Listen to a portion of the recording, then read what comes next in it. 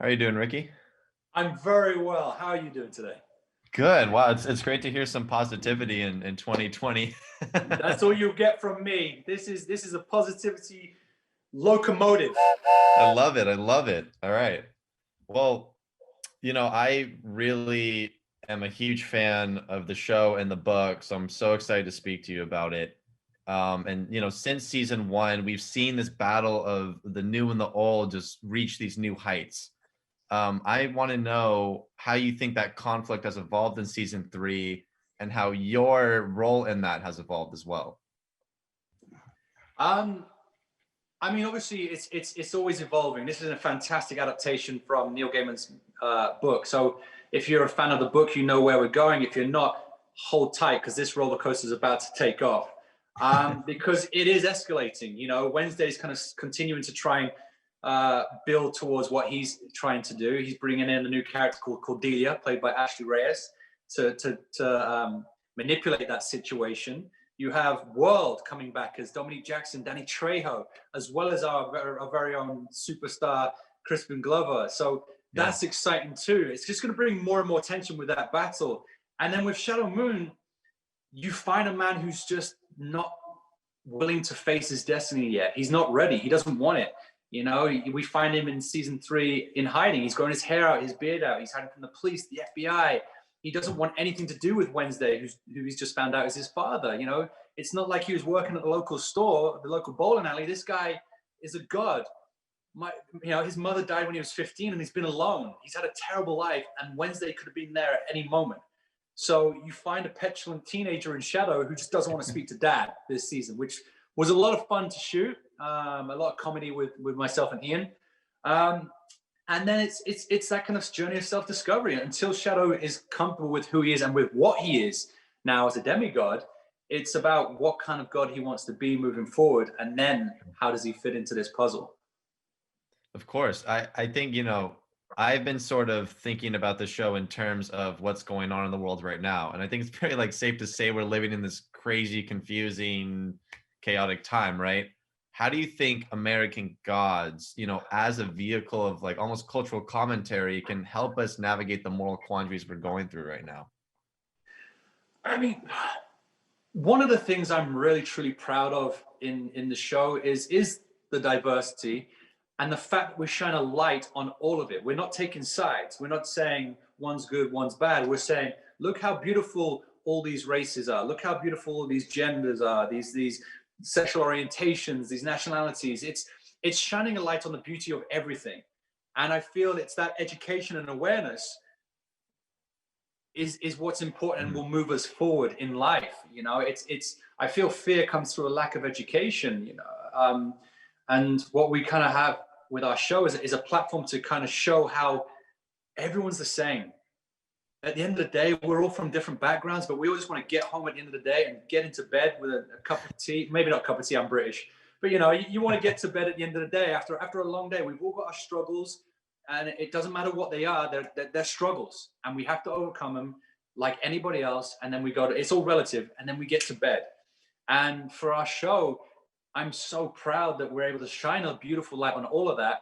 But then also the fact that we showed the diversity in the cast and in the writing room. The writing room is full of the LGBTQ too. You got formerly incarcerated, black, white, biracial. It's about that inclusion. I think representation is so important because you can't show true diverse stories without having that diversity behind the camera in the Yeah, creative. totally. Totally. Everyone's posting black squares, and that's great, but you need to facilitate change properly. And what Chick Egley and Neil Gaiman have been able to do is do that in that writing room so that you have real authentic voices speaking for their characters on screen, which I'm really proud of, and I'm excited for everyone to see this season. Well, that's all the time I have. That was such a beautiful answer. Thank you for your time, Ricky, and have a wonderful rest of the year in 2021. Let's hope for the best. Stay positive, brother. You got this. You stay I safe. will. I mean, Neil Gaiman is so prescient. His ability to somehow tap into the psyche years ahead is just beyond belief. We see a lot of individual journeys this season. A lot of journeys of self-discovery where characters are forced to look inward to find out more about themselves in order to figure out how they fit into the larger story. And that is pretty much what we are living through right now, where we're forced to really sit with ourselves in isolation and really look at the things that need to be re-examined so that we can all move forward together. So we see that with Techno Boy's journey. We see it with Bilquis's journey as well. That you see them that very much mirrored, going through these isolated spaces, but having hope and faith in something, at least in speaking in regards to Bilquis, having hope and faith that there's something more, that we're part of something beyond, that we are not alone.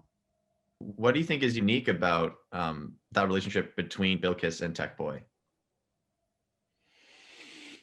That's an interesting question. I mean, in broad strokes, I'd say that's something that's explored in a lot more detail this season.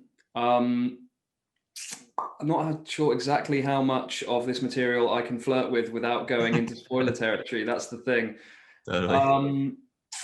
Yeah, I don't want to tiptoe around it. No, I can't. I can't. I literally can't think of a way to phrase this that wouldn't spoil anything. Maybe I can help. One thing is that we realize that even though they do appear to be on very opposite sides of the spectrum, that they find they have more common ground than may have previously been expected.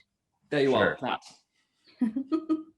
I guess my other question might also reveal another spoiler, but I'm curious if there was a moment in the script that really challenged you and how you prepared for that scene. But I guess without giving too much away, yeah. I know I wasn't. Yes. Yes. I mean, given that, you know, there's a lot of character development and evolution, did you find that this script was perhaps the most challenging that you faced yet? That's an interesting question. I would say the scripts this season have undeniably been incredibly rich. There's been so much to play with, and across the board with all of the characters, we're going more into who they are on more of an actual personal journey that leads into the greater journey of the overarching plot. So with that in mind, we get to learn more about them and who they are, why they are. So with that in mind, there's such a wealth of material to play with this season in particular. So that's been really fun. Yeah, and I definitely say there were some things that that maybe took a little more preparation. That also dug perhaps a little. Where as an actor you had to kind of dig in spaces that may that ask for a lot.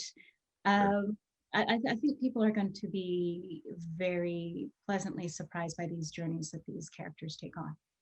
Well, I really loved what I saw so far, and I wanted to say congratulations on the new season, and I wish you all the best luck in 2021 and the rest of the year. Yes, you too.